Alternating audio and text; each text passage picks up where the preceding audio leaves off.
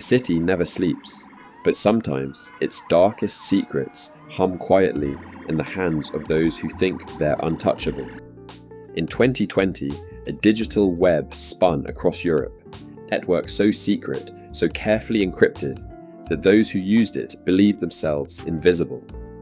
It was called EncroChat, a platform built for criminals by criminals, a digital sanctuary where kingpins, gangsters, and street-level operatives communicated with impunity, plotting heists, murders, and the movements of tons of Class A drugs.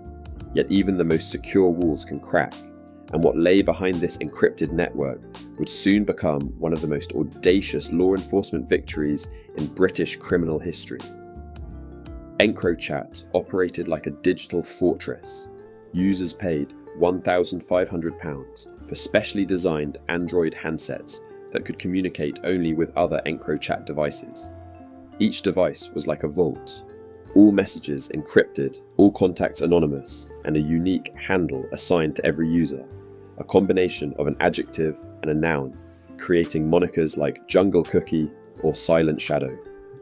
To the outside world, the participants were invisible, their crimes hidden behind a veil of technological wizardry. But to law enforcement, it was a tantalizing puzzle, one that would take years, multinational coordination, and the rarest combination of luck and persistence to solve. It started in France and the Netherlands. By 2020, detectives there had successfully infiltrated the system, gaining access to the digital pulse of Europe's organised crime underworld. Every message, every plan, every casual boast of wealth and power was suddenly laid bare. Shared with police across the continent, this trove of information became a blueprint for intervention, and in the United Kingdom, it ignited a relentless crackdown that would shake the criminal elite to its core. The Metropolitan Police, alongside the National Crime Agency and its Operation Venetic, began what would later be called Operation Eternal. In just a few years, arrests became almost routine. A name pulled from a device, a location confirmed, a plan thwarted. By March 2020, the Met had made 942 arrests, with 784 people charged. As the operation escalated, the figures grew staggering. 426 individuals sentenced to a collective 3,722 years in prison. Across the UK, more than 1,200 criminals were jailed, accounting for nearly 8,000 years behind bars. The scale of the operation was unprecedented, the meticulous work almost cinematic in its detail. And it wasn't just the usual suspects. Police discovered that ordinary facades hid extraordinary criminal activity. Business people doing the school, run in leafy suburbs, seemingly respectable men and women, were orchestrating operations worth millions. Messages brimming with instructions for importation, cash collection, and violence flowed daily. The network reached 60,000 users worldwide, 10,000 of whom were in the United Kingdom alone. Each message was a thread, and collectively they wove a tapestry of modern organised crime that had never been seen so clearly. The seizures were enormous: £19 million in cash, 3 tons of drugs, 49 firearms, and 755 pieces of ammunition. Police recovered nearly 18 million messages and 7,000 mobile devices. In many cases, detectives intercepted murders before they happened, acting as unseen guardians, threading themselves between life and death on the digital battlefield. Real names emerged from handles. London rapper Nines, born Courtney Freckleton, was one of the first high-profile figures brought to justice. In 2021, he was jailed for importing 28 kilos of cannabis from Spain and Poland. His reputation as a music icon tainted by the harsh reality of crime. Others were less expected but equally notorious. Frankie Sinclair, whose identity police confirmed through an almost absurdly banal detail: a fry-up breakfast with a French bulldog in the background of a photo. When officers raided his home, the dog matched, and so did the evidence. Sinclair was convicted of conspiracy to murder a gang rival using a firearm he had referenced in his messages. Even the most clever could not hide in the age of digital transparency. Then there was Naki Aslan, a high-ranking figure in the Hackney Turks gang, known on EncroChat as Jungle Cookie. His ambition was audacious, his greed unrestrained. He orchestrated the importation of more than 20 kilos of heroin and cocaine, attempting even to procure a Makarov pistol to eliminate a business associate in May 2020. Aslan's conviction to 23 years in prison marked a symbolic victory, a message to anyone who thought anonymity on EncroChat equated to invincibility.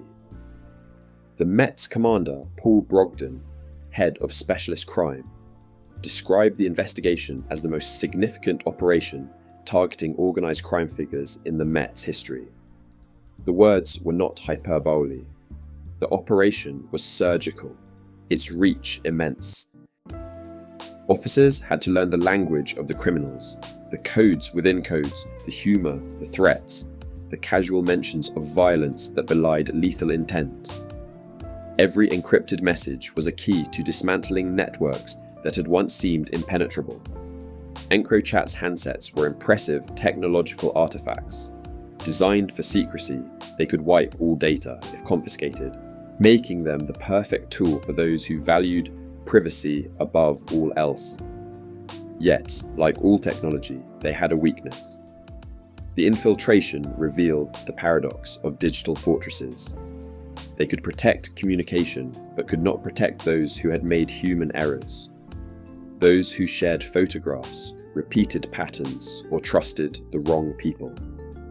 Once the breach was discovered in June 2020, the network imploded, urging its users to destroy their handsets and disappear. But by then, law enforcement had the keys to the kingdom. The human cost was enormous. Families were torn apart. Children and spouses of convicted individuals faced the sudden collapse of stability. Yet, there was also relief. The dismantling of violent networks, the interruption of murder plots, the seizure of deadly weapons, and the removal of millions of pounds from illicit circulation. For officers involved, it was a rare victory against the sprawling complexity of organised crime, a proof that methodical work, patience, and international collaboration could prevail against seemingly untouchable adversaries. Street-level operatives, those who delivered the messages, moved the drugs, or carried the cash, often remained in shock at the reach of law enforcement. No longer could a gang member feel safe behind encrypted screens. No longer could a criminal plan murders or drug shipments with the same confidence. The ripple effects were clear. Arrests disrupted supply chains, convictions removed leaders, and for a fleeting moment, the streets felt the weight of accountability.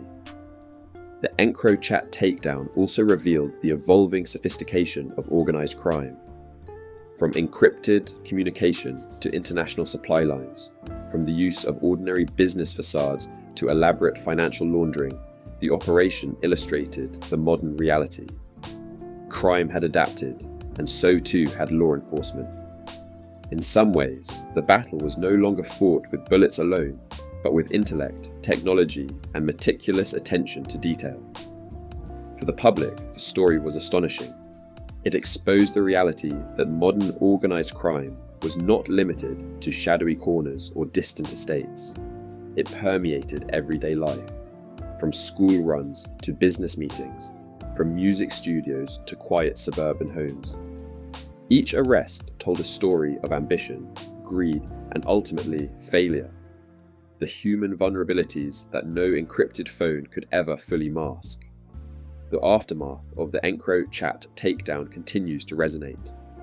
Thousands of messages, hundreds of convictions, and millions of pounds in seizures mark the surface, but beneath lies the complex, intertwined narrative of modern criminality. Police continue to use the intelligence gathered to dismantle other networks, to prevent violence and to protect vulnerable communities. The operation has become a benchmark for digital crime enforcement worldwide, a case study in how law enforcement can pivot, adapt, and conquer in the digital age. As we look at London and beyond, the streets whisper stories of those who thought themselves untouchable, of encrypted empires now exposed, and of the fragile nature of secrecy in a connected world. The EncroChat saga serves as a warning. No matter how clever the criminals, the combination of human intelligence, international collaboration, and patient police work can penetrate even the most sophisticated layers of deception. For the young, ambitious, or reckless, the lesson is clear. Technology can hide, but it cannot protect against the inexorable reach of justice. For law enforcement, the lesson is equally stark. Vigilance, innovation, and persistence can dismantle what once seemed indestructible. EncroChat is no more, but its legacy, the lives disrupted, the crimes prevented, and the networks dismantled, continues to define the battle between organised crime and those who enforce the law.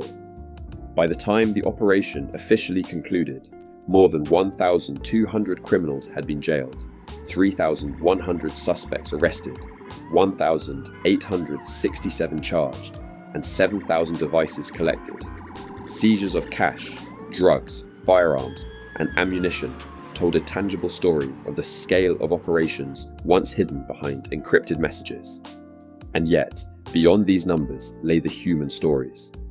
The victims of violence prevented, the families shattered, the communities impacted, and the chilling reminder that the criminal underworld is never static, always adapting, always watching. The EncroChat operation, as chronicled here, is a testament to meticulous policing, international cooperation, and the resilience of the criminal justice system. It reveals the intersection of technology and crime, the allure of secrecy, and the ultimate fragility of those who rely on it. In the end, EncroChat's downfall is more than a tale of criminals unmasked.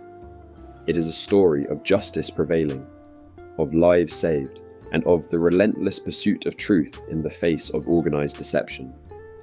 The streets of London continue to hum, quieter now in places, but never silent. Somewhere, a new network will emerge, as always, driven by ambition, greed, and the desire for power. Yet for now, the story of EncroChat stands as a monument, a vivid, cautionary tale of how modern criminals were caught in the web of their own digital creation, and how law enforcement, against formidable odds, turned secrecy into exposure and threat into justice